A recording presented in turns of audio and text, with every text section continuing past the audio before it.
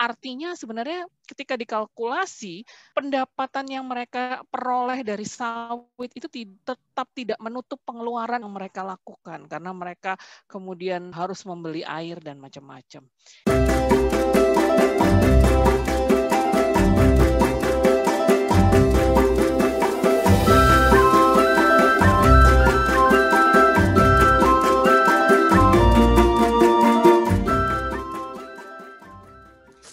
Hai teman A33, selamat datang kembali di podcast 33, podcastnya Artikel 33. Kembali bersama saya Tiwi di podcast episode keempat ini. Nah, untuk podcast edisi keempat ini kita akan bincang-bincang tentang program perhutanan sosial dan kaitannya dengan keterlibatan perempuan dan kesetaraan gender. Jadi nih teman-teman 33, dalam wacana gender dan pembangunan tuh kalau kita mengacu pada beberapa bacaan ya, seringkali disebutkan bahwa kalau tidak ada keterlibatan perempuan atau tidak ada partisipasi perempuan itu akan berdampak buruk pada kinerja suatu program. Termasuk misalkan kehutanan dan agraria misalkan. Dalam kaitannya pengentasan kemiskinan di dalam dan di sekitar hutan misalnya seperti itu. Dan sebaliknya sering juga disebutkan bahwa ketika perempuan hadir dalam program-program pembangunan termasuk dalam pengelolaan hutan dan sumber daya agraria, maka pengelolaan hutan dan sumber daya agraria itu akan sustain, akan berkelanjutan seperti itu.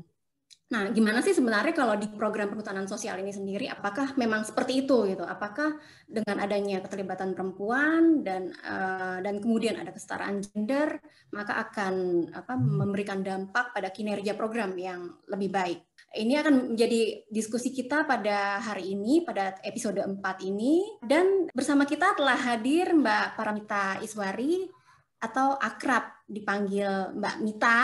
Mbak Mita ini adalah ketua dari Perhimpunan Karsa. Karsa itu Lingkar Pembaruan Desa dan Agraria, Advisor Gender Equality and Social Inclusion di Samdana Institute, Advisor Gender Equality and Social Inclusion di USAID Bijak, dan Board di Forest Watch Indonesia. Nah, Mbak Mita, apa kabar Mbak Mita? Halo, baik. Alhamdulillah sehat. Mungkin langsung aja kita mulai bincang-bincang ini ya.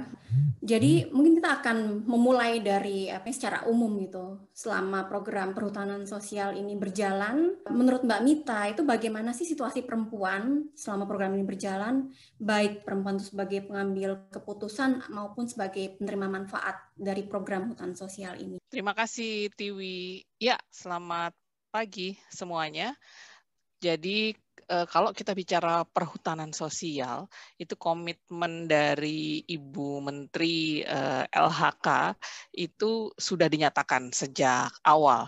Jadi dinyatakan oleh beliau bahwa pentingnya program perhutanan sosial ini untuk mengedepankan nilai-nilai kesetaraan gender sehingga kelompok perempuan perlu diprioritaskan untuk mendapatkan izin dari perhutanan sosial dan fasilitasi pengelolaannya setelah mereka mendapatkan izin tersebut.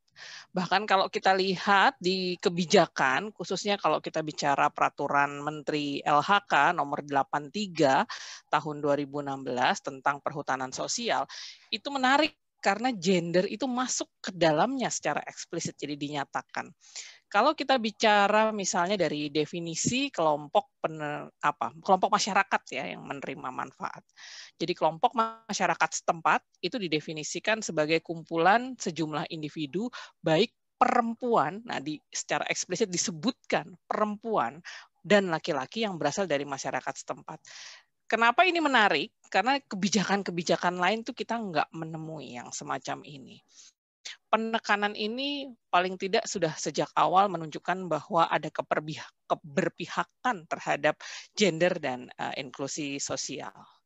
Lalu kalau kita masuk, kalau dari kebijakan ya di pasal 58 misalnya kita bicara tentang hak dan kewajiban, itu pemegang baik hak pengelola baik hutan desa, izin pengelolaan hutan untuk HKM, hutan kemasyarakatan, ataupun untuk HTR, hutan tanaman rakyat, itu dinyatakan juga secara eksplisit bahwa salah satu haknya adalah mereka berhak menerima perlakuan yang adil atas dasar gender ataupun berbagai macam bentuk lainnya.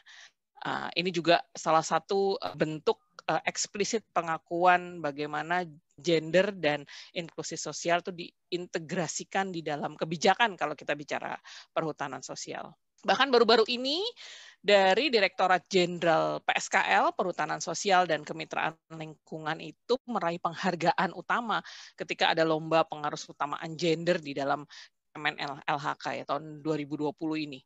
Nah, PSKL ini dianggap mereka bisa adil di dalam proses, setara di dalam hasil, dan bisa memberikan perlakuan yang sama dalam memperoleh kesempatan dengan mengarus utamakan gender.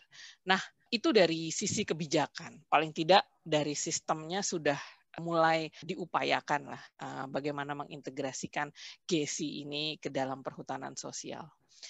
Namun tadi kalau Tiwi sebutkan ya, kita bicara fakta di lapangan gitu, tidak bisa general juga gitu. Ada banyak sekali kasus di lapangan, kalau kita bicara perhutanan sosial, akses kelola perempuan itu memang diakui belum bisa terimplementasikan dengan baik. Bagaimana peran dan posisi perempuan juga masih lemah. Walaupun yang baik juga banyak. Kasus baik itu berapa bulan lalu sebelum pandemik COVID sebenarnya itu saya sempat diminta melakukan investigasi terhadap satu kasus konflik di perhutanan sosial oleh Ditjen PSKL. Nah, saya coba masuk ke salah satu desa di Jawa Tengah, di sana mencoba bicara, ngobrol dengan beberapa ibu-ibu, saya coba cari janda, orang yang paling tidak marginal, berlapis-lapis gitu.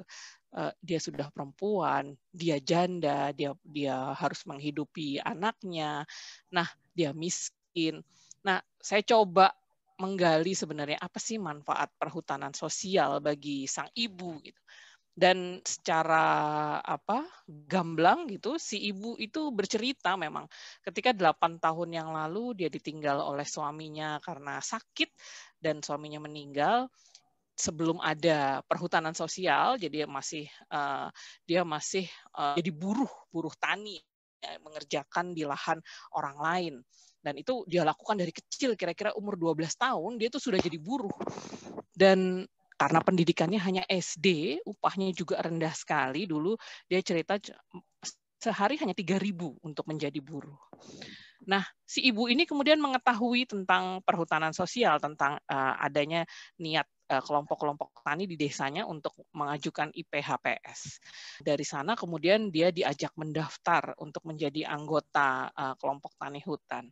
Dan menariknya saat ini gitu dia bisa mendapat tambahan penghasilan berlipat-lipat. Jadi secara ekonomi perhutanan sosial itu benar-benar membantu si ibu ini. Dia menanam cabai, menanam daun bawang, menanam kentang, dan dia cerita modalnya mungkin 1,5 juta untuk membeli bibit, pupuk, obat, dan lain-lain. Dan setahun bisa 2 kali panen. Dari sana dia bisa dapat sekitar 3 jutaan. Ini menarik ya, karena dia bisa menggunakan uangnya kemudian untuk membayar sekolah anaknya, lalu kemudian memperbaiki rumah sederhananya, dan dia tidak meninggalkan pekerjaan buruh tani, dia tetap menjadi buruh tani juga setiap hari untuk makan sehari-hari. Nah, ini menarik karena tadi perhutanan sosial di satu sisi benar-benar memberikan akses bagi perempuan-perempuan yang selama ini benar-benar termarginalkan. Perekonomian mereka bisa meningkat dari dapatnya akses atas lahan. Tapi tidak melulu juga dia baik. Gitu. Tadi Tiwi mengatakan di awal bahwa ketika perempuan tidak terlibat, gitu, kemudian ini berdampak buruk. Nah, ini ada cerita juga nih kalau bicara itu. Saya cerita kasus Rejang Lebong misalnya di Bengkulu. Ada satu penelitian baru-baru ini, tahun kemarin kalau nggak salah, penelitiannya mengenai foodway system, jadi melihat perubahan cara makan dalam komunitas di Rejang Lebong. Metode yang digunakan metode penelitian aksi feminis ya. Jadi melihat bagaimana orientasi perubahan kondisi dan posisi perempuan petani HKM yang telah mendapatkan areal perhutanan sosial untuk kehutanan masyarakat, dilihat bagaimana perubahan cara makan di sana. memang tahun 2015 atau 5 tahun lalu di Rejang Lebong ini ada 5 desa yang mendapatkan akses untuk HKM, mendapatkan IUP-HKM. Nah, ada penerima manfaat sekitar 721 keluarga di sana, sekitar ada 5 kelompok tani, dan memang perempuan tidak banyak dilibatkan di sana. Jadi dari 721 keluarga tadi, itu memang sebagian besar diwakilinya oleh laki-laki sebagai kepala keluarga. Keikutsertaan perempuan di dalam keanggotaan si kelompok HKM ini mungkin nggak sampai 1%, hanya sekitar 0,7% ya. Dan HKM itu menanam kopi, jadi mereka kemudian memutuskan untuk melakukan penanaman atau produksi tanaman kopi, karena tanaman kopi juga memang sudah dilakukan sebelumnya, namun dengan adanya akses untuk HKM secara tenure security mereka meningkat gitu, jadi mereka kemudian membuat masif lah si tanaman kopi ini. Walaupun tetap ditumpang sarikan dengan tanaman-tanaman palawija ya, tapi mereka fokusnya pada kopi gitu. Nah, pada saat mereka menanam kopi gitu setelah dalam jangka 5 tahun ini, itu memperlihatkan ketika paceklik, jadi ada masa-masa di mana mereka tidak bisa panen, paceklik. Sementara sebagian besar itu sudah meninggalkan tanaman yang untuk ketahanan pangan ya, tanaman padi, beras dan lain-lain. Mereka semua fokus pada kopi. Ketika kopinya gagal, otomatis mereka akan berhutang kepada pihak-pihak lintah darat dan lain-lain untuk pengadaan makanan. Nah, ini menunjukkan bahwa perempuan di sini sebenarnya rentan ya, karena dia itu kan diposisikan sebagai penyedia makanan atau pengadaan makanan di dalam keluarga, itu adalah posisi perempuan nih. Ketika kemudian kopi tidak menghasilkan uang, kalau dulu mereka tinggal ambil di kebun, tapi sekarang ketika semua sudah jadi kopi, lalu kemudian kopinya ada masa paceklik dan dia tidak menghasilkan apapun, otomatis mereka kemudian terpaksa harus berhutang karena semua sekarang tergantung pada uang. Kalau dulu mereka menjaga ketahanan pangan keluarganya sendiri. Dan ini sangat berpengaruh. Harga kopi hancur pun juga berpengaruh ke keluarga. Jadi salah satu temuan riset tersebut adalah ternyata ada kelaparan tersembunyi, jadi hidden hunger di dalam komunitas dengan adanya perubahan cara mereka bertanam dan lain-lain. Dan ini ancaman ke depan. Tentunya juga karena memang perencanaannya juga tidak sama sekali tidak melibatkan perempuan. Dan menarik ya hal ini untuk dilihat, artinya sebenarnya harus dipikirkan lagi apa sih sebenarnya yang bisa menjamin keberlangsungan produksi, bagaimana perempuan juga sebenarnya harus terlibat dan mengambil peran di dalam keberlangsungan produksi tersebut. Gitu Tiwi, aduh panjang banget. Maaf. Tapi itu menarik ya Mbak cerita itu sebenarnya. Jadi memang pada akhirnya membuktikan bahwa tidak adanya keterlibatan perempuan dalam berbagai perencanaan dalam program perhutanan sosial ini memang akhirnya berdampak pada apa yang seharusnya bisa membuat masyarakat sejahtera termasuk dalam hal ketahanan pangan itu ternyata tidak hadir dalam pengambilan keputusan seperti itu. Nah, ini hal yang menarik. Nah, saya nyambung ke pertanyaan selanjutnya ini terkait dengan asumsi ya dari perhutanan sosial bahwa collective action itu ada di masyarakat seperti itu. Nah, yang kemudian membuat pengelolaan hutan sosial ini seharusnya bisa menjadi lebih baik dengan adanya collective action. Nah, tapi sebenarnya dengan kasus ya menyambung kasus yang tadi itu, perempuan tuh dalam collective action nih sebenarnya ruang yang diberikan itu seberapa jauh dan apa sih hambatannya sehingga membuat perempuan ini tidak hadir dalam berbagai macam collective action ini termasuk pengambilan keputusan tadi itu, Mbak Nita. Ya, jadi sebenarnya memang dari kesempatan itu sudah diciptakan setara untuk memperoleh hak pengelolaan hutan kemasyarakatan ya, atau hutan desa atau yang lain dalam perhutanan sosial. Jadi tidak dibatasi laki-laki saja, tapi perempuan dengan kebijakan yang tadi juga sudah ditunjukkan bahwa dia kebijakannya mengintegrasikan GESI. Namun kita juga harus menyadari bahwa budaya di kita sendiri masih mengedepankan laki-laki sebenarnya. Kalau kita bicara peran produksi, nah itu biasanya penguasaannya ada pada laki-laki. Sementara perempuan kan lebih dikotakkan pada peran-peran reproduksi. Jadi peran-peran produksi, peran-peran di komunitas, itu semua dianggap ranahnya laki-laki. Dan dampaknya apa? Sehingga hampir semua kelompok-kelompok tani hutan, kelompok-kelompok masyarakat yang memperoleh hak kelola untuk perhutanan sosial dipimpin oleh laki-laki. Keterlibatan perempuan minim, walaupun ada, bukan dibilang tidak ada, namun memang belum terjadi keseimbangan partisipasi baik perempuan maupun laki-laki dalam sebuah pengelolaan hutan. Karena memang budaya masyarakat ya, atau kegiatan-kegiatannya memang kalau kita bicara kehutanan itu kan sangat maskulin biasanya. Walaupun realnya sebenarnya kalau kita bicara tentang bagaimana hubungan antara manusia dengan sumber daya alam, perempuan itu punya satu hubungan yang sangat erat dengan sumber daya alam. Karena tadi perempuanlah bertanggung jawab sebagai penyedia makanan. Jadi dia biasanya juga pergi ke hutan untuk mengambil bahan untuk sayur mayur, kayu bakar, dan lain-lain. Nah, ketika kita bicara skema perhutanan sosial, gitu misalnya satu pengurusan izin hutan desa di Kalimantan Tengah, gitu, itu umumnya perempuan tuh nggak dilibatkan memang sama sekali ya, baik dalam menentukan wilayah, kelolanya, maupun kira-kira pengambil keputusan dalam perencanaan ke depan. Jadi dia mungkin dilibatkan hanya soal teknis, tapi tidak bisa ikut mengambil keputusan. Nah, ini juga jadi satu kelemahan di dalam perhutanan sosial.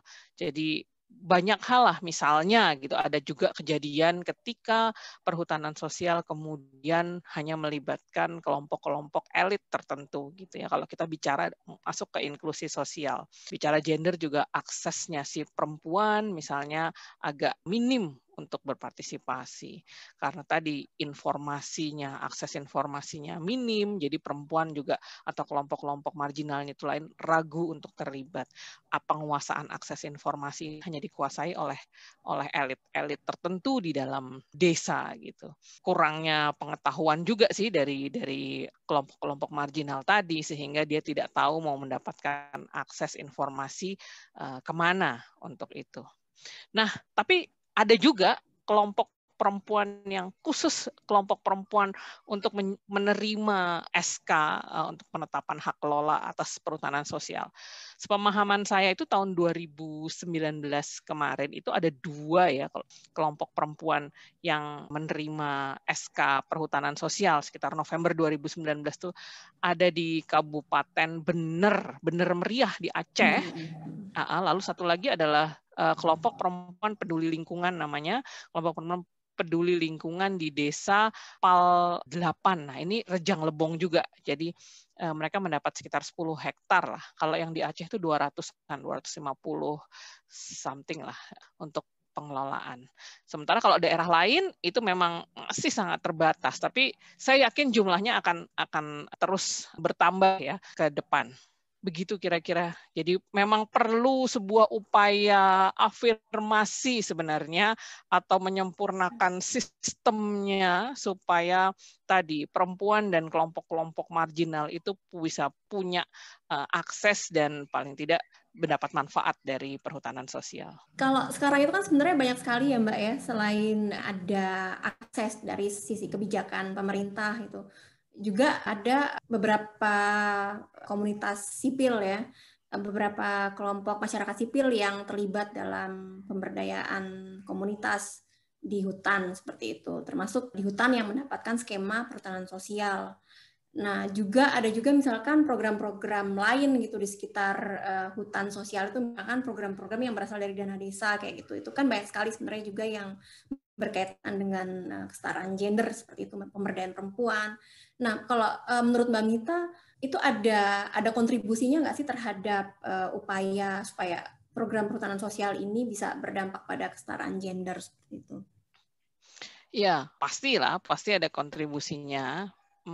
Baik dari apa yang diupayakan organisasi masyarakat sipil maupun juga didorong oleh komunitas sendiri gitu dari berbagai macam resource ya yang mereka dapatkan.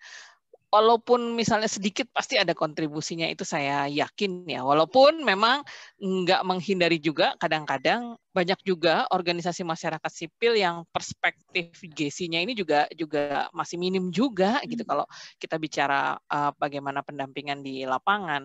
Jadi pernah suatu saat nih malah ketika proses vertek atau verifikasi teknis yang dilakukan oleh KLHK didampingi oleh Pokja, kan ada Pokja Percepatan Perhutanan Sosial. Ketika kemudian ditanya, prosesnya ditanya kan, ini masing-masing anggotanya diverifikasi. Kenapa tidak ada perempuan? Kenapa tidak ada, apakah ada janda misalnya yang miskin yang menjadi anggota kelompok tani hutan? Itu tiba-tiba marah mereka. Jadi yang marah itu bukan si komunitas, tapi pendampingnya gitu, si organisasi masyarakat sipil ini yang marah sekali karena dikritisi atau ditanya soal gender dan inklusi sosial. Bahkan kemudian memutuskan walk out dari ruangan ketika proses vertek tadi.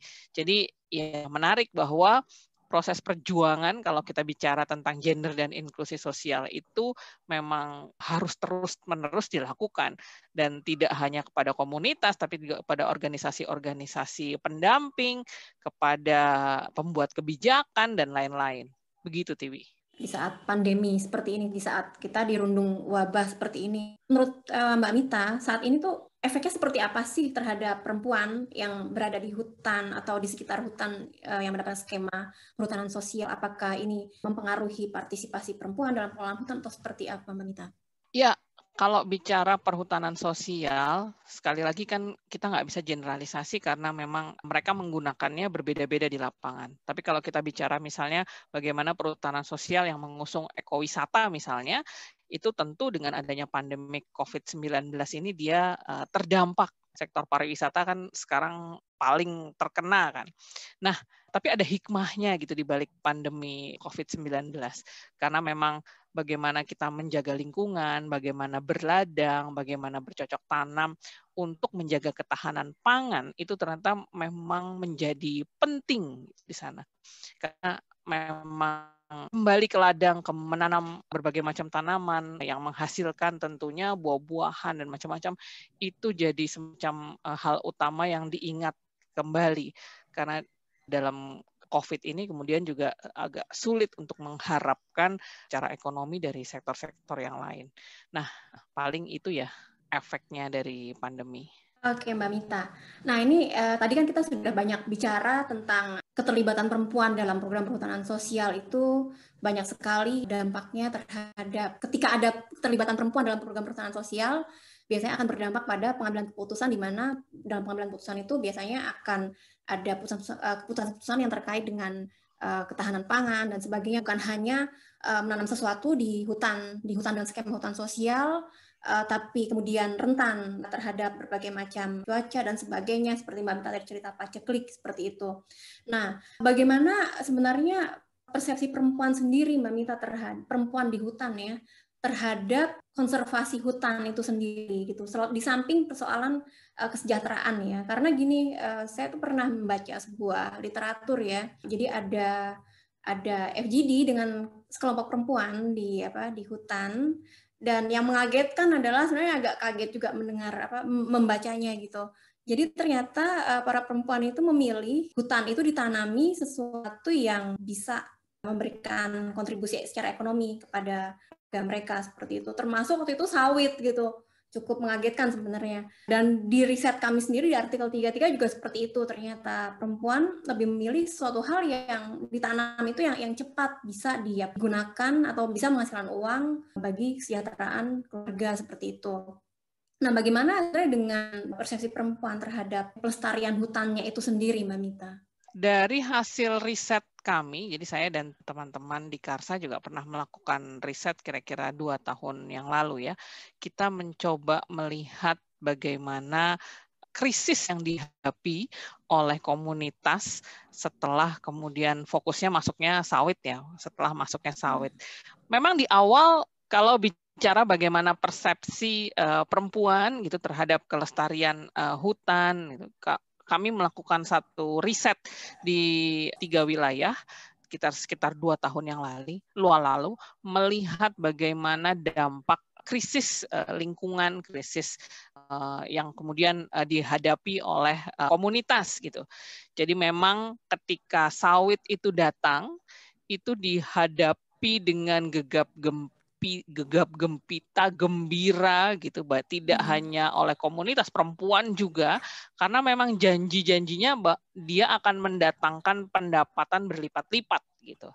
Dan kami melakukan studi ini di beberapa komunitas yang sudah mendapatkan sawit sekitar mungkin lebih dari 20 tahun ya. Jadi dari tahun 90-an itu sudah masuk sawit. Jadi dampaknya tuh mulai terasa gitu sekarang. Dan ketika diwawancara komunitas ini ibu-ibu gitu, saya coba masuk ke ibu-ibu dan lain-lain, memang tidak ada yang tidak menyesal gitu, pernah menyerahkan lahannya untuk ditanami sawit gitu, atau kemudian mereka juga menanam sendiri.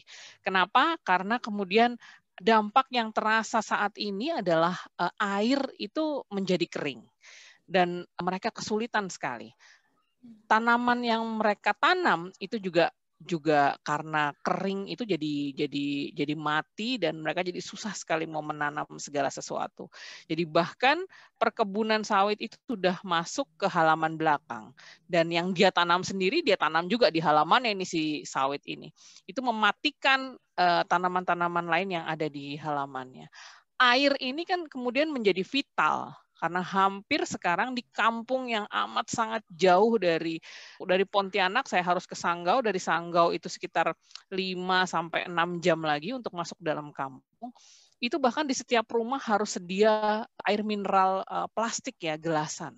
Karena menurut mereka air sudah sama sekali tidak layak. Bahkan di musim-musim tertentu mereka harus membeli air untuk mandi dan lain-lain.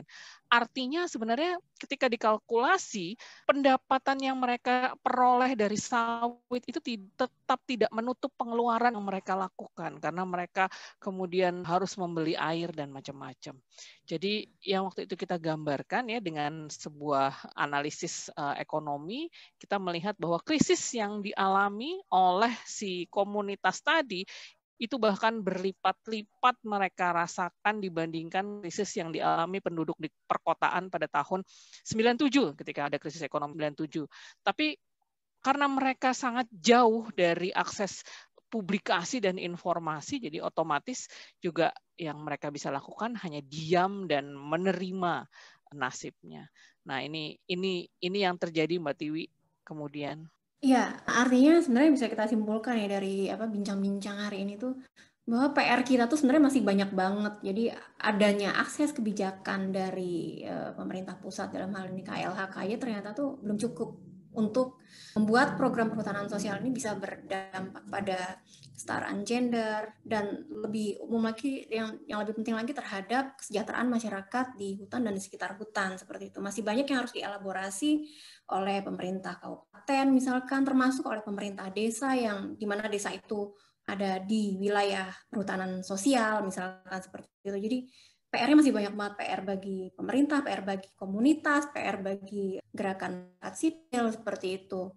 Nah, ini akan menjadi program pengembangan kebijakan perhutanan sosial ke depannya seperti itu supaya kebijakan itu bisa diimplementasikan sampai di komunitas. Mbak Mita, terkait dengan intervensi pemerintah mulai dari proses pengusulan, pemberian izin dan pasca pemberian izin tersebut ya, itu bisa diperbaiki kah untuk memperkuat keadilan gender dan posisi marginal, dan kalau bisa itu seperti apa perbaikannya?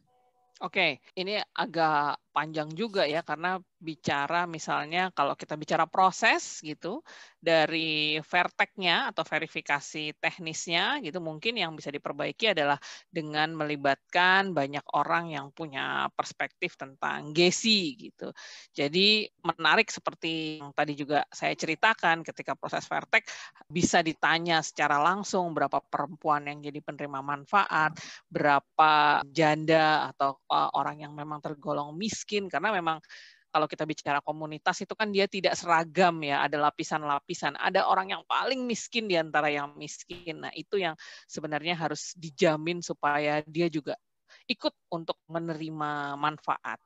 Nah, untuk itu tentu yang perlu dilakukan selain keterlibatan orang-orang yang punya perspektif gender sendiri juga perlu mengevaluasi dan menyempurnakan dari mekanisme Fairtech-nya supaya dia tersistem. Jadi siapapun yang berangkat gitu, siapapun yang pergi itu otomatis hal-hal tersebut bisa ditanyakan tentang penerima-penerima manfaat dan dijamin gitu. Kemudian juga kalau kita bicara misalnya tentang rencana kelola hutannya gitu juga sebenarnya harusnya gitu bisa disempurnakan bahwa di dalam sebuah penyusunan rencana kelola itu wajib untuk menggunakan proses partisipatif yang melibatkan perempuan dan kelompok-kelompok marginal tadi. Jadi tidak hanya disusun oleh elit-elit tertentu di dalam sebuah kelompok tani hutan. Lalu kemudian banyak hal juga bicara evaluasi, misalnya evaluasi perhutanan sosial yang kita tahu gitu selama ini evaluasi itu acuannya adalah Perdirjen PSKL nomor P2 tahun 2017 ya yang digunakan. Mereka punya pedoman pembinaan, pengendalian dan evaluasi perhutanan sosial. Namun itu kan semacam checklist saja. Nah, ke depan sebenarnya penting untuk membangun atau mengembangkan sebuah instrumen MONEF dari perhutanan sosial ini sendiri supaya banyak hal lah tadi proses PS ini berintegrasi dengan GESI, lokasi-lokasi yang juga diterbitkan izin PS juga yang potensinya mengurangi tutupan hutan juga tidak berdampak buruk tentunya bagi Kehati. Pendampingan pasca izin. Nah, pendampingan pasca izin juga menarik. Memang waktu ada pelatihan-pelatihan yang dilakukan oleh Ditjen PSKL bersama dengan Badan Penyuluhan dan Pengembangan Sumber Daya Manusia, itu 15% memang sudah perempuan yang dilatih ya untuk menjadi pendamping bagi komunitas-komunitas pasca mendapatkan izin gitu. Namun buat saya 15% ini masih sangat sedikit jumlahnya. Jadi tetap menurut saya harus terus ditingkatkan pendamping-pendamping perempuan tadi dan juga dilatihkan kurikulum untuk yang materinya gender dan social inclusion supaya mereka paham dan di lapangan bisa mengintegrasikan GESI ini kepada komunitas, rencana-rencana kerja dan lain-lain. Nah, bicara kebijakan misalnya juga kalau kita mau bicara inklusi sosial, mungkin baik juga menyiapkan dokumen-dokumen tambahan yang bahasanya lebih sederhana. Sudah ada dari PSKL, dari KLHK, tapi tentunya masih sangat terbatas. Kalau seandainya bisa disiapkan lagi banyak-banyak dokumen dengan bahasa yang sederhana, atau kalau mungkin dengan bahasa lokal gitu ya, mengenai informasi perhutanan sosial, maka dia akan bisa diakses oleh komunitas yang mungkin selama ini termarginalkan. Begitu kira-kira Mbak Tiwi. Ya, terima kasih Mbak Mita.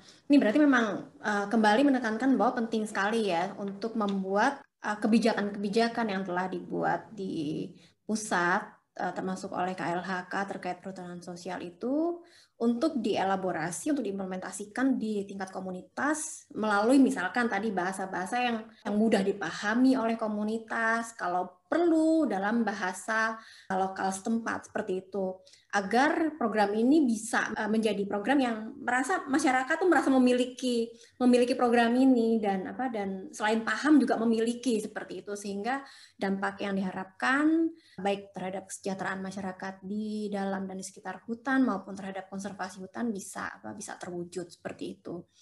Nah, saya rasa demikian podcast 33 untuk episode keempat ini. Terima kasih banyak Mbak Mita untuk berbagi pengalaman, berbagi cerita tentang perhutanan sosial dan kaitannya dengan keterlibatan perempuan dan kesetaraan gender. Ini sangat memperkaya wawasan kita semua, sangat mencerahkan, termasuk mencerahkan kita bagaimana kita bisa ke depannya bisa berkontribusi dalam pembangunan kebijakan perhutanan sosial ini.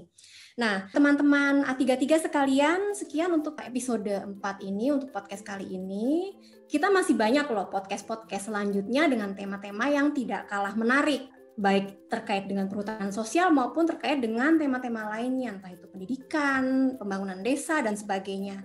Jadi, teman 33 jangan ketinggalan untuk menyaksikan podcast 33 ini. Tunggu terus tanggal mainnya untuk podcast-podcast selanjutnya. Dan saya berterima kasih kepada teman-teman sudah menyaksikan dan mendengarkan podcast ini. Salam sehat semuanya. Bye.